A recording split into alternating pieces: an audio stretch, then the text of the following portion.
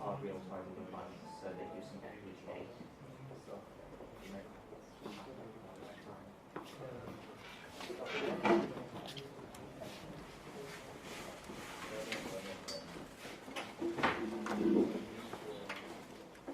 Yeah, okay.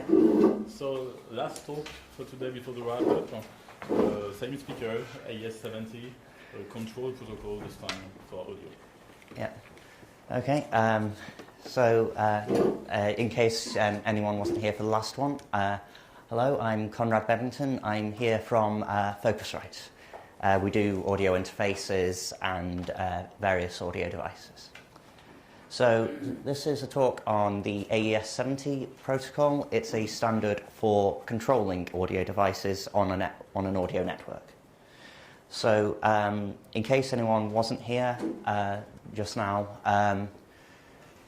Pro Audio is dealing with areas like live sound, like studio, and like broadcast.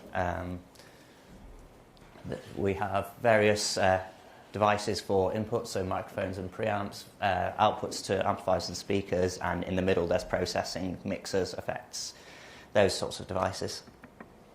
I know this is repeated, but in case everyone was new. So typical setup has some equipment on the stage, some equipment at the back of the room in the audio area for mixing, for recording. And so signals come from the stage, get mixed, recorded, and then can be sent back out for front of house sound and for stage monitoring. That's a fairly typical setup. So for AES70, the motivations were slightly different than the AES67 standard. This is about controlling the devices. So with an audio network, because we're taking audio in as close to the source as possible, we're not running long analog cables, it means things like the actual equipment, your microphone preamplifiers for instance, can be placed in quite inconvenient locations. They can be in the recording room or on the side of the stage. So that was one of the main motivations for the control protocol. There are existing protocols. They're generally proprietary, and they again they interop poorly with other manufacturers' equipment. So there was a need to improve that, and there's also a need to allow integration of actual physical hardware controllers. So maybe your console can communicate with your microphone preamps and your outputs and all be integrated into a single network. And of course, there's a need.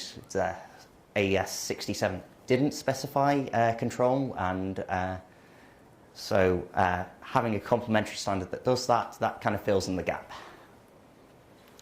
So there's two terms, and they're generally used interchangeably, but might as well get them out of the way. AES70 is a standards document specifying the control protocol, and OCA stands for Open Control Architecture. That's the actual protocol just specified by the standard. In most cases, terminology seems to be quite interchangeable. So the standard is split into three areas. There's a framework, there's a class structure specifying a kind of list of a tree really of classes of things that can be controlled, and there's communication protocols, so how we actually get the messages for doing the control. So the framework itself, it's object-oriented. A AES70 device is specified as being composed of a number of objects, and the framework allows only for single inheritance. So there are no things like, there's no interface classes or anything like that. There's just a single inheritance tree. Classes, in the standard, classes are allowed to have methods, properties, and they're allowed to generate events, which is your feedback mechanism for sending updates back to a controller. There is a single root class called OCA root, And in order to define what class an object is, there is a class ID which is composed of class numbering for each level of the inheritance hierarchy. And the standard does make some allowances for proprietary subclasses. So if you want to implement a non-standard control, you can put it in a proprietary subclass, and standard controllers will be able to access your superclass methods wherever you leave the standard tree, and custom proprietary controller can access the extended methods. So this is just an example of how our class ID works. We have inheritance, and at each level we add another ID onto our class ID. It's they're just numbered at each level. So the methods themselves, they do typical object-oriented method things. They retrieve properties, they perform actions, and as we have single inheritance, it's all very well defined that each method has a level as how far down the tree it is, and then on each level of the tree the methods are just specified with method numbers. So again, we have examples of methods, and if you want to call this method, you go down to level 4. I don't know why it's 1 indexed and not 0 indexed, and you go across on this level to method number 2. And that's how you specify a method, and it's all very well defined like that. So we've got this object tree, and every class inherits from OCA root. So this is actually quite a rich class. It allows quite a lot of functionality in the base class of everything. So it allows you to specify a role for the class, and that's just a string that's intended for human readable use. So for example, it might be channel 1 gain or channel 5 input source. That's the typical sort of thing that would go into that. There's notifications on when any property of the class changes. So receiving updates from your control device is quite easy. You just subscribe to that one notification, and you get all of the property updates on your control device. And there's also a locking mechanism, so a particular controller can just take ownership of a particular object in the device and say, I control this exclusively, and no other controllers are allowed it. So that was the base class, and now we have a rough outline of our class hierarchy. It's quite dense and rich, so don't worry about the details there. But the built-in classes are split into 3 main groups, and then workers has a subgroup, subgroupings. The actual signal processing happens in workers. Managers and agents kind of deal with more global state of the device in various capacities. So typical workers are the sensors. These can detect any inputs. These can be level sensors, so actually measuring the signal, or they can be other things like switch states on the input, so various types. And then the actual work of signal processing is done by actuators. So these range from the simple stuff like just applying gain all the way through to complicated things like filtering, parametric EQ. So there's quite a rich range of classes there to work with, which covers most typical audio signal processing use cases.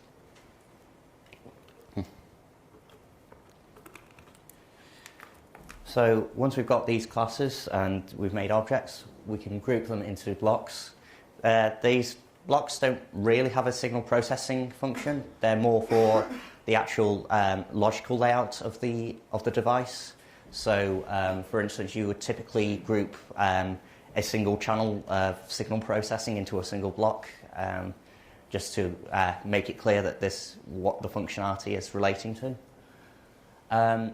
They can be nested. They can contain other workers, and they have methods for describing the signal flow of the signal within the block.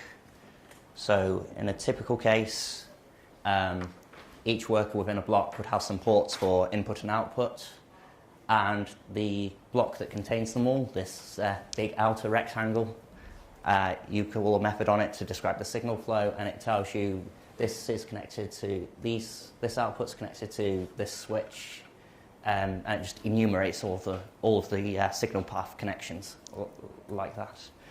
So this is a typical example from a microphone preamplifier. We have some inputs. We choose a particular input using the switch. We can apply gain to it and optionally filter off the low frequencies. So outside of the workers for doing signal processing, there are managers and agents. Managers are quite typically global controls.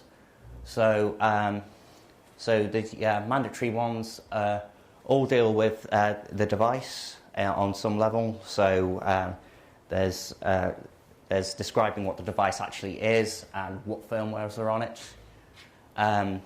There's a subscription manager, which is mandatory, which is part of the event handling mechanism for allowing controllers to actually receive events from the device. And there's some network information available. There's also quite a rich range of optional managers dealing with various areas around security, clocking, and just the general settings. These aren't quite so important, and so they're made optional. The agents, there's actually only one mandatory agent, and that's called the stream network. This provides the mechanism for setting up connections between your audio device and other audio devices. It's the mechanism for connecting them together. That's mandatory, and it can be any subclass of stream network. So, for example, it could be an AES70 stream network, it could be a Dante stream network if you have a proprietary device, it could be any of those. The optional agents, these are generally related to handling controls. So, for example, you can group controls together with a grouper, or you can affect control over time with a ramper. That would be a typical example of that would be doing a fade-in. So you just send one message to the ramper that gain must ramp up over a certain period of time, and that would be handled. Observers are again just a slightly different report back mechanism. And there's also handling of media clock. And finally, the other half of the event handling mechanism is the event handler itself, which is an agent which can be implemented on a controller and not the controlled device. So for the event handling, both the controller and the controlled device are OCA devices. That's a critical part of this process. The controller implements the event handler, the controlled device implements the subscription manager, and the controller then uses the subscription manager on the controlled device to register for what events it will need. And when notifications come back through over the network, those are just treated like method calls on the event handler. So our method call mechanism works in both directions. So that's the structure, that's classes and the agents and managers and what's in there. Now we need to look at how to communicate with these things. And there's scope for multiple protocols in AES70. Currently there's one protocol defined, which is a TCP/IP protocol. In the future, there's planning in place for doing control over UDP for smaller embedded devices, which can't necessarily handle full TCP. There's also the possibility of doing control over USB. So that would kind of standardize the control mechanism that you're no matter how your device happens to be connected at the time, it uses the same control mechanism. So OCP.1 is the TCP/IP control protocol. It defines a discovery mechanism, the message format, and optionally some TLS and heartbeats for monitoring device presence. Discovery is done by DNS service discovery with multicast DNS. There's a couple of text records specified within the standard, just so that devices can know what type of, what version of the protocol they are connecting to. And yeah, the actual service types are also specified. The message format used itself on the protocol is a binary format. It has various message types for the different situations, and it also specifies fully the data marshalling so that you can provide parameters on your message. So, for example, you can provide method parameters or responses. It's a fairly, I haven't actually written it up here, but it's just a fairly standard binary format type thing. So that's the controls and the protocols. So now we have the organizations. Again, obviously the AES is involved. Again, standardization, technical discussion. There's also an alliance of companies called the OCA Alliance. They handle more of the promotion of the standard, encouraging adoption, and actual discussions of the practical implementation tend to happen under the OCA Alliance. So the current OCA Alliance members, these are the full members. There's also associate membership. They tend to be audio equipment manufacturers. Focusrite's in there, Yamaha's in there, DMB, etc. So it's quite wide across the audio industry. And as this is more of a control protocol, there are actually implementations available. There's a sample implementation called OCA Micro. This is designed for embedded devices, and that's intended more as a kind of dev kit. So if you download that, you actually get some source code demonstrating the implementation of AES70, and there's some electronic schematics for a dev board that will run this code.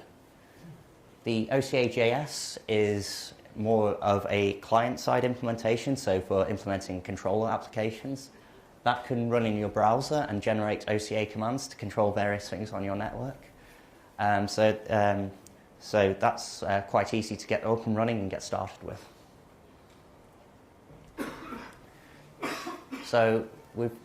So they've got implementations, and finally, just summing up the benefits.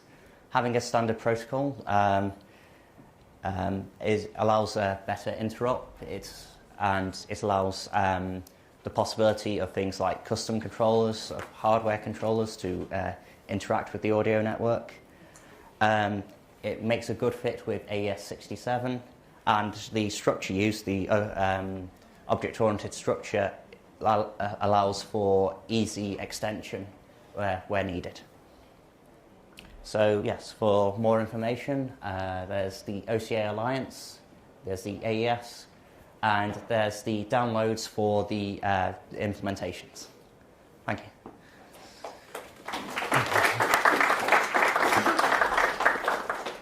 One last time, are there any questions? Okay, you first. What does AES57 bring that OSC couldn't handle? AES70, sorry, yes. Okay, so the question is, what does... Yes. Okay, the question is, what does AES70 bring that OSC, Open Sound Control, couldn't handle.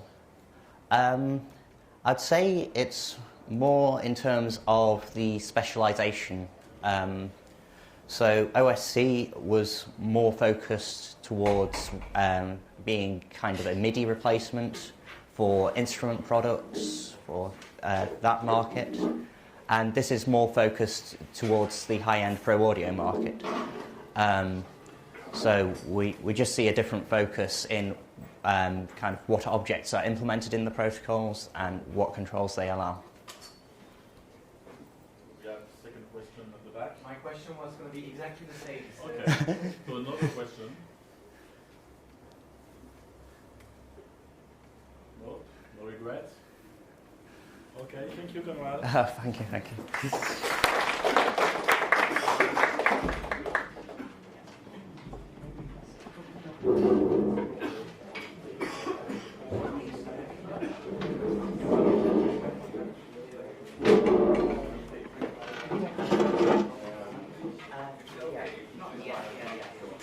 I just want to kind of have that book.